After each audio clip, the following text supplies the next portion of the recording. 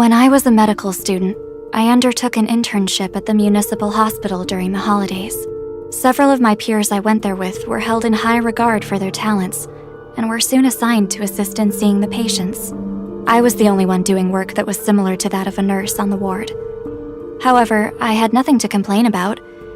You see, I had become accustomed to such treatment.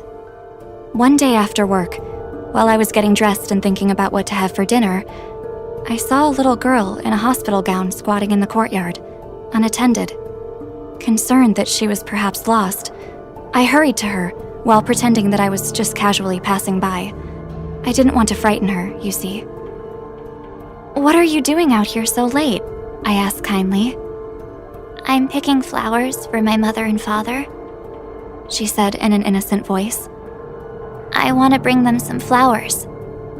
"Where are they?" "Home," she answered. "I live here alone."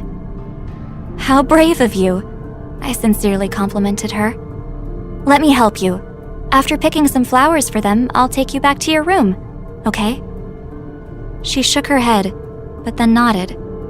She stood up and handed the flowers to me. It was a beautiful bouquet of red flowers that I hadn't seen in the courtyard before. "Can you give them to my parents for me?" She stood, looking up at me timidly with her gray eyes, and I noticed there were bruises on her arms left by injections. I took the flowers, led her to the corridor, and watched her slip back into her room.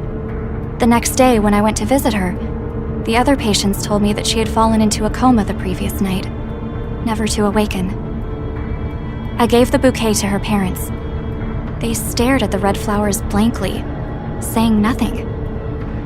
I don't know what exactly I encountered that night, but that's not important. If there are ghosts in this world, perhaps they are indeed nothing to fear.